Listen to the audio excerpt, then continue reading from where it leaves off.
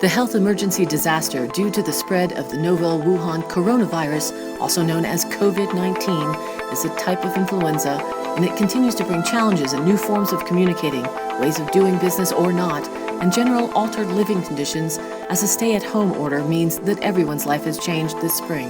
DCTV Daily News and partners continue to work diligently to bring you the latest information and how this impacts you, the community. Wash your hands, stay well and strong.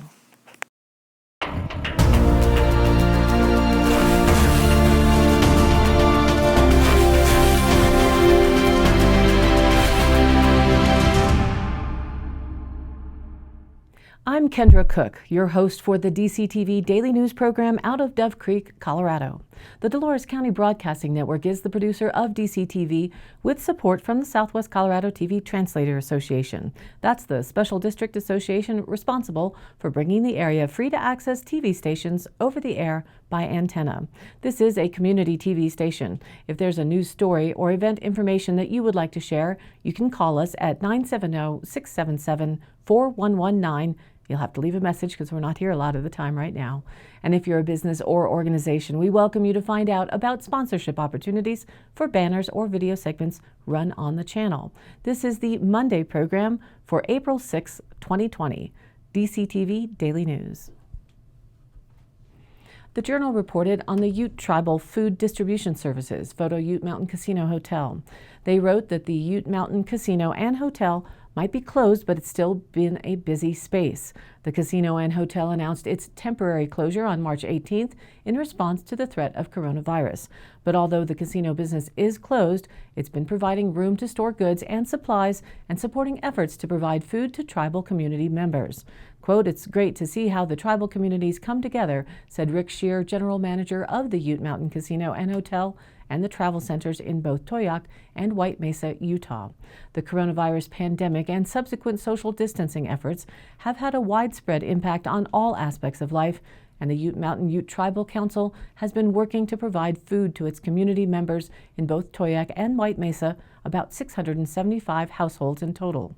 To assist the council with these efforts, the casino and hotel turned its bingo hall into a grocery storage area for the first delivery on March 30th. Quote, "We took our bingo room where we have the space and actually laid that out so the tribal members could come down, and some of the casino staff helped as well with portioning out the food and doing the separating for the delivery," Shear said.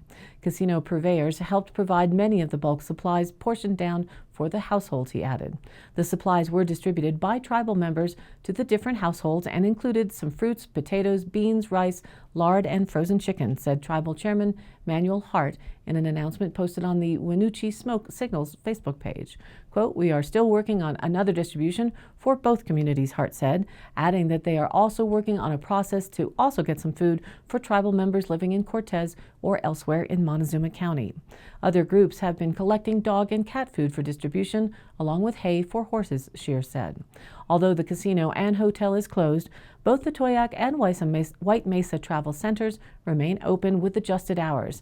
The travel center in Toyac is open daily from 5 a.m. to 7 p.m., while the center in White Mesa stays open from 7 a.m. to 7 every day. Shear said that they have installed plexiglass shields for the cashiers and are limiting the number of people who can enter the centers at one time to comply with social distancing efforts.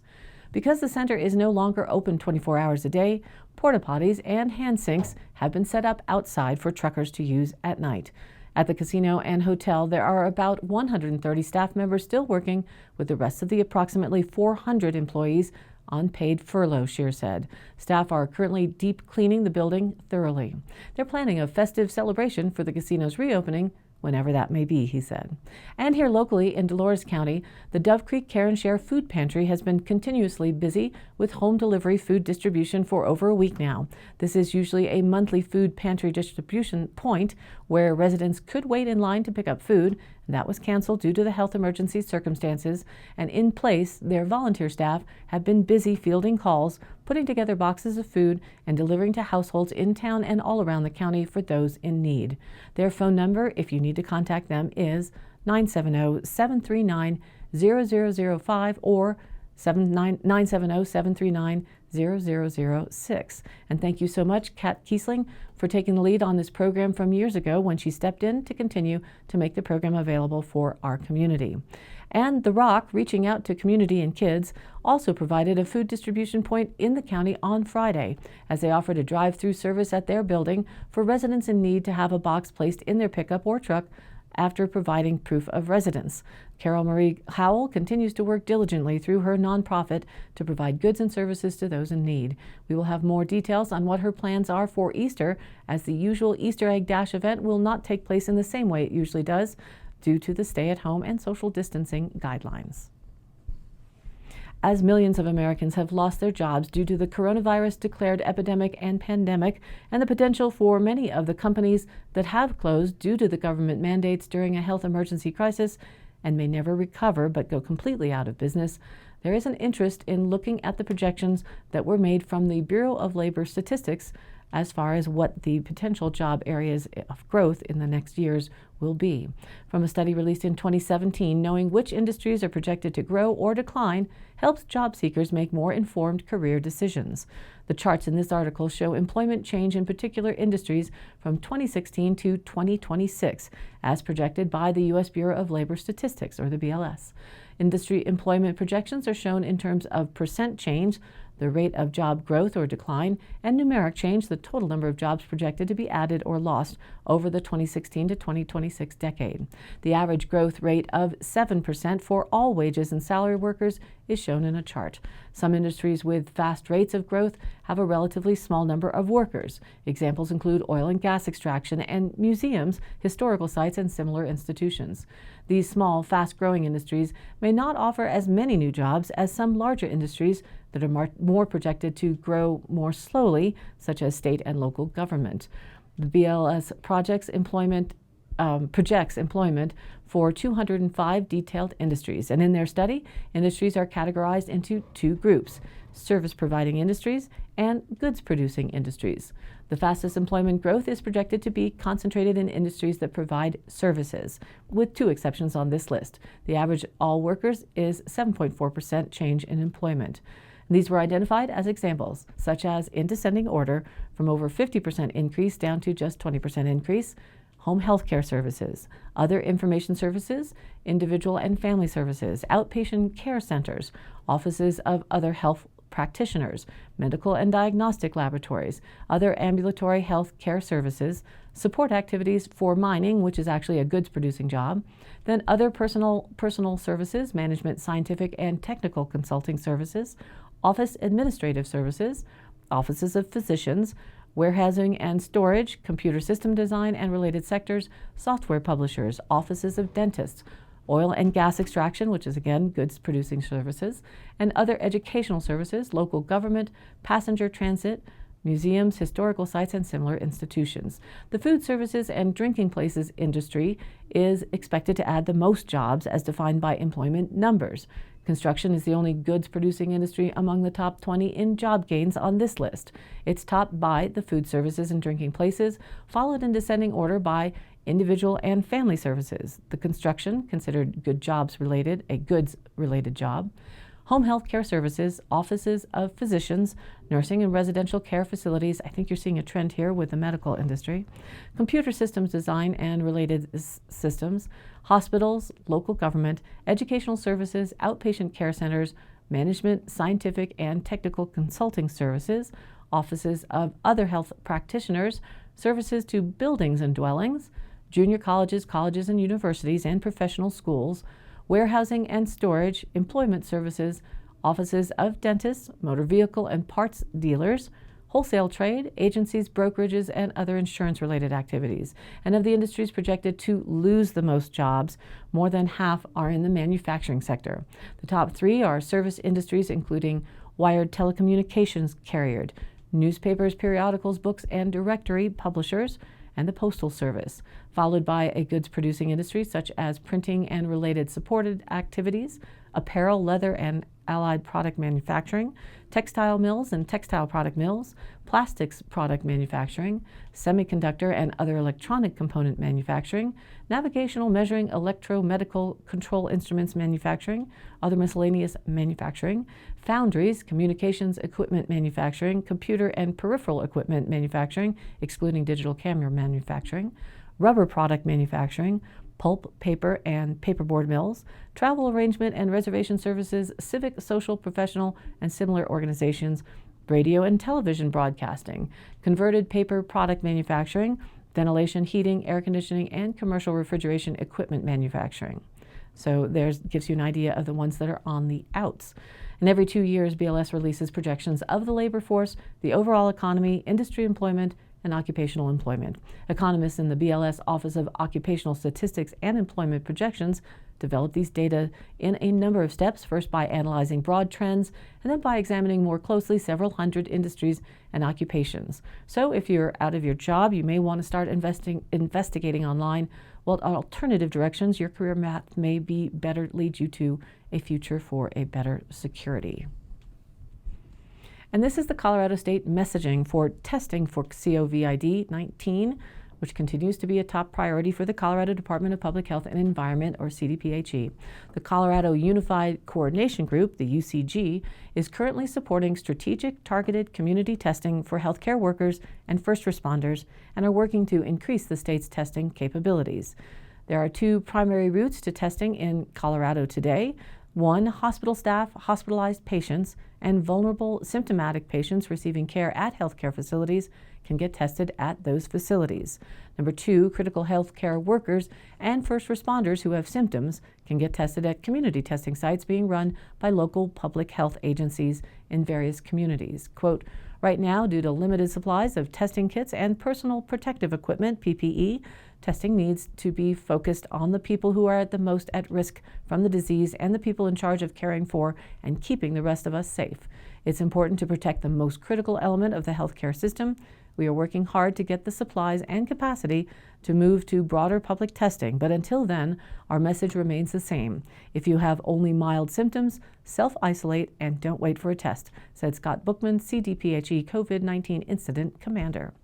The state has distributed 4,200 testing kits and PPE to local public health agencies in El Paso, Larimer, and Mesa counties. The counties will use these supplies to test healthcare workers and first response across their regions. The CDPHE lab also sent 300 testing kits to the Ute Mountain Ute tribe. More testing kits will be provided to local public health agencies once those supplies are received from FEMA. We have a report on that coming right up. Meanwhile, the UCG is working to develop plans that local public health agencies can use to conduct their own community testing sites when testing kits are more readily available. Personal protective equipment, PPE, is meant for single use and is recommended by the CDC to be used for COVID-19 testing. In order to preserve these important resources for critical healthcare needs, CDPHE has recommended that healthcare providers prioritize testing according to these tiers. Tier 1, hospitalized patients, healthcare workers with symptoms, and Tier 2, patients in long-term care facilities or other residential settings such as homeless shelters or correctional facilities with symptoms, patients over the age of 65 with symptoms, patients with underlying conditions with symptoms, first responders with symptoms, critical infrastructure workers with symptoms, people with symptoms who work with vulnerable populations or in group residential settings, and then Tier 3, other individuals with symptoms. CDPHE is urging the public to not wait for a test to self-isolate.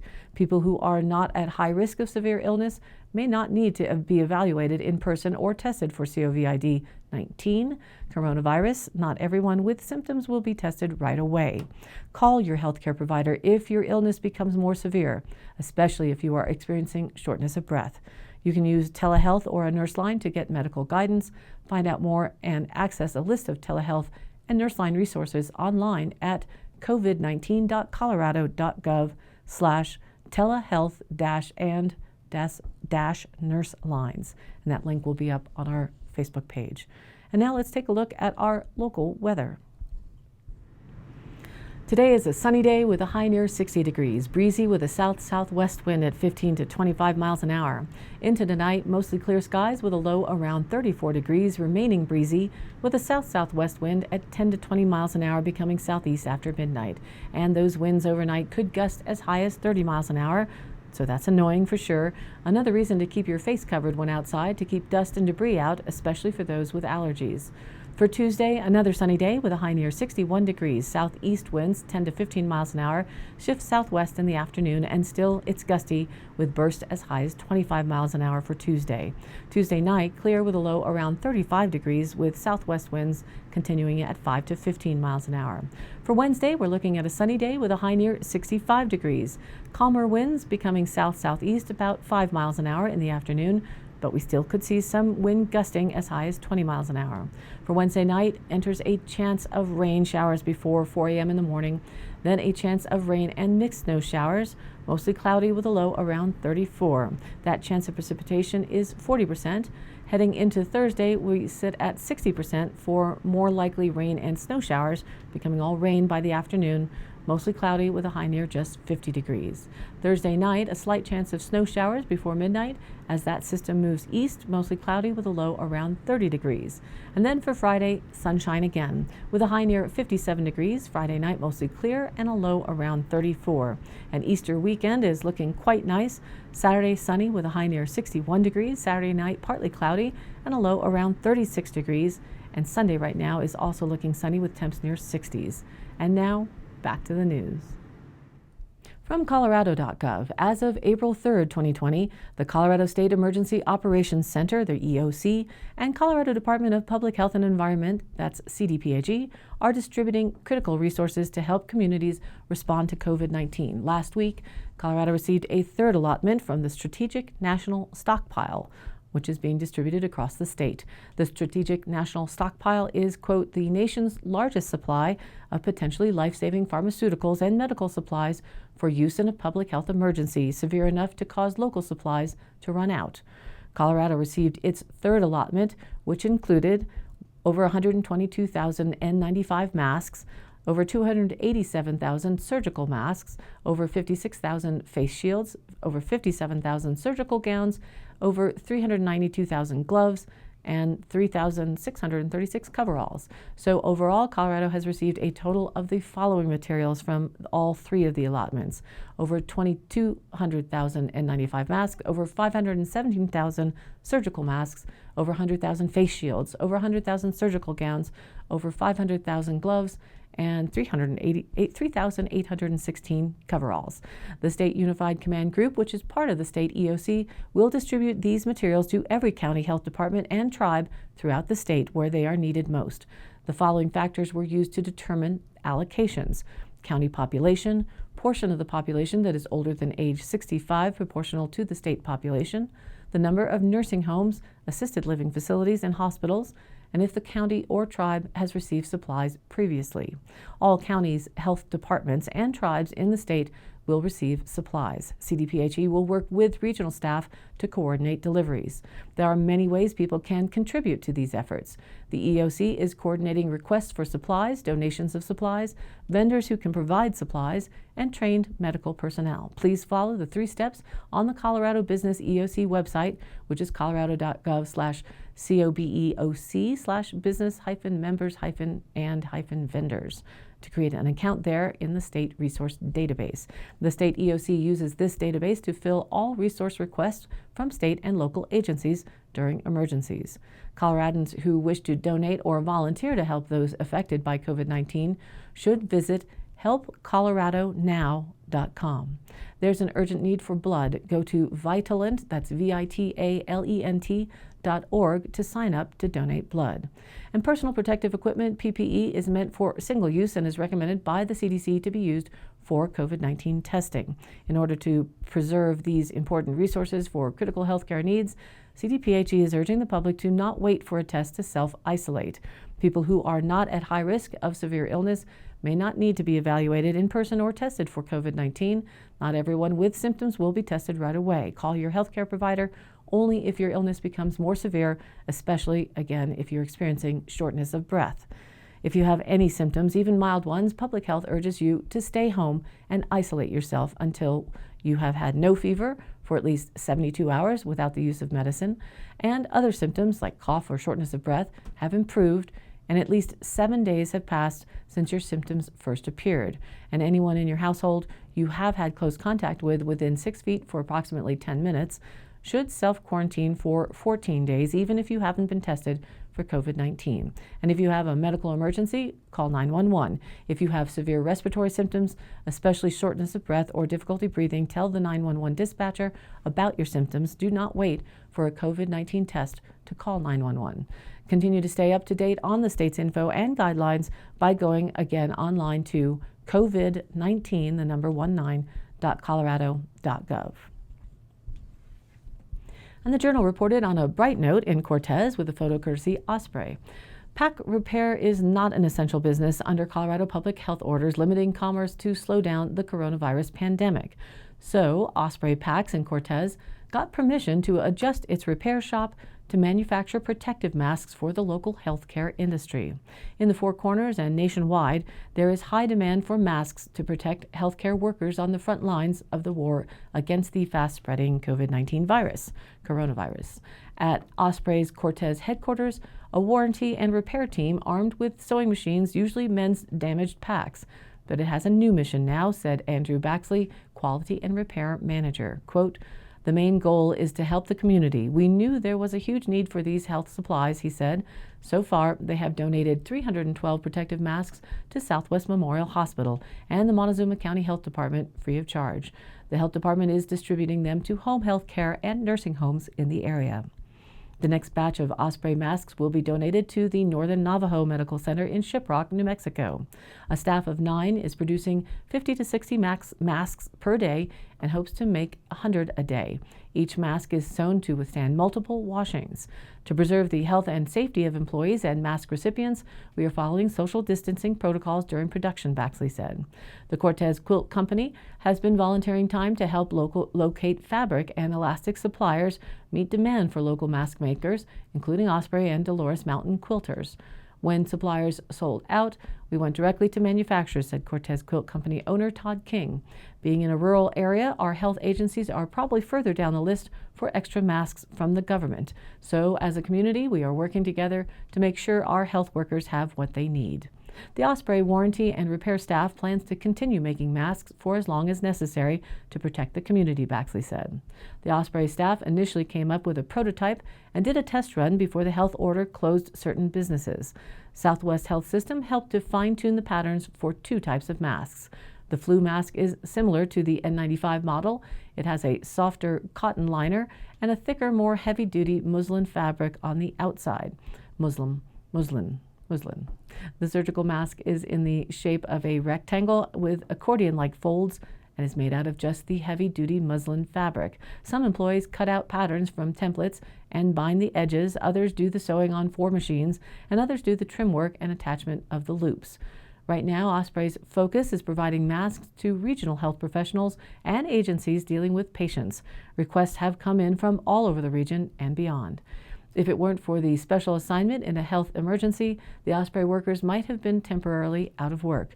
Quote, "It's heartbreaking to know that so many people have been forced out of their jobs," said Toby Baker, an Osprey Packs employee, now sewing together masks. "My colleagues and I are extremely thankful that Osprey received essential healthcare status that allows us to manufacture the masks our first responders need in this crisis."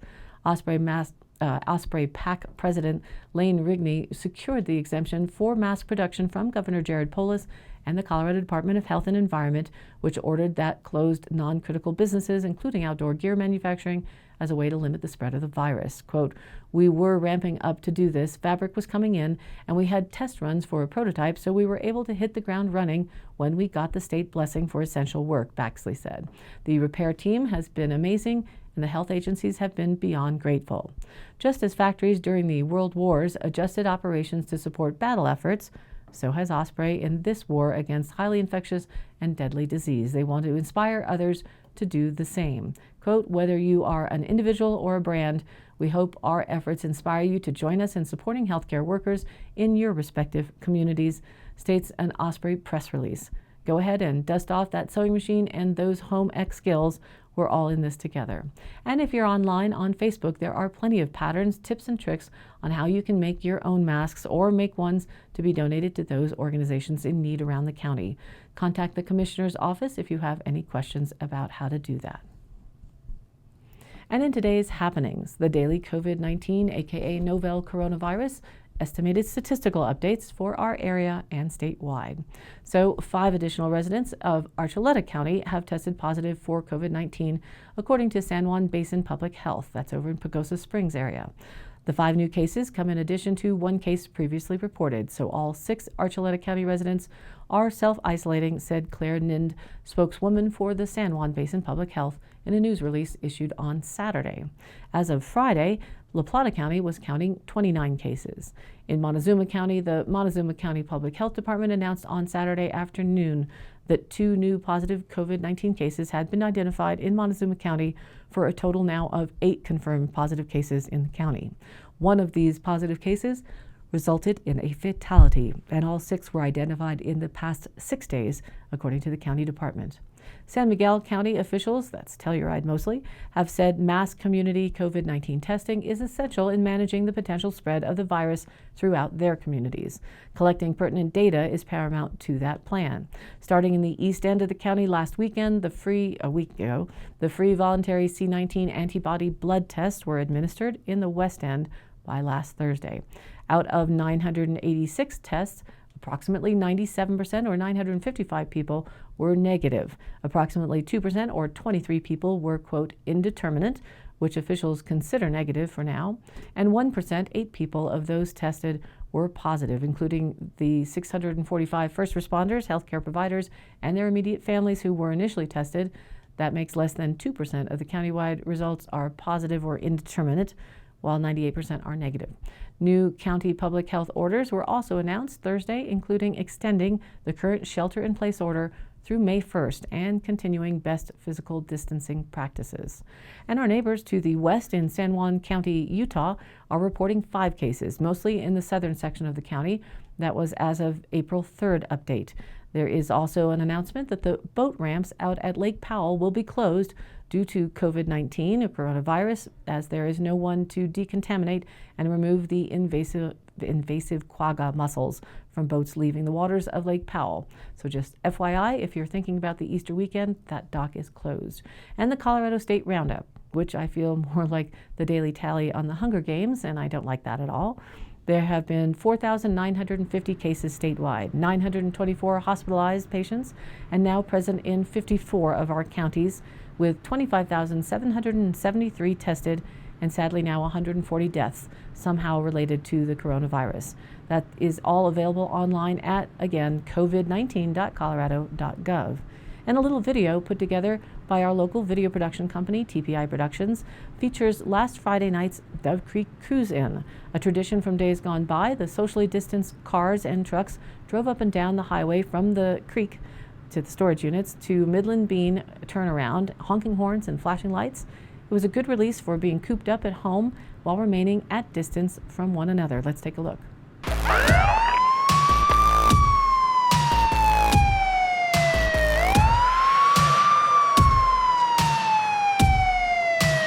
Dove Creek Chamber is encouraging Friday night cruise night around 8 o'clock in Dove Creek, Colorado. Tune in to Red Rock 92.7 when you cruise around Dove Creek and get some fresh air from the coop-up coronavirus syndrome. Friday night is cruise night in Dove Creek, Colorado. Get some fresh air and get out and cruise around town on Friday night around 8 o'clock. Message brought to you by your friends at the Dove Creek, Colorado Chamber of Commerce and Red Rock 92. Be sure to have us on in your cruise on Friday night in Dove Creek. The local food businesses also benefited by curbside pickup or drive-by sales, a much appreciated boost to both morale and the bottom line. And it seems if everyone can remain at distances, it may become a standard Friday night tradition all over again throughout this crisis and beyond. And I post up all of these happenings on our Facebook page, which is DCTV Daily News, where you can also watch the program replays along with the news links and stories of local interest. And you too can share other events or news there and join in on the conversation. This is your local community TV station, so if you have something you'd like to share, email us at dcbnnews@gmail.com, or you can call and leave a message, because we're probably not here, at 970-677-4119, and we'll get back to you as soon as we can. Thanks for tuning in to DCTV Daily News. Programs are broadcast Monday through Friday, with replays online on our YouTube channel and Facebook. If you have seen the Facebook page and you like the program, please do like and follow us on Facebook and share it with your friends and family. This has been a production of DCTV for the DCTV Daily News program out of Dove Creek, Colorado, USA. I'm Kendra Cook. Again, thank you for watching.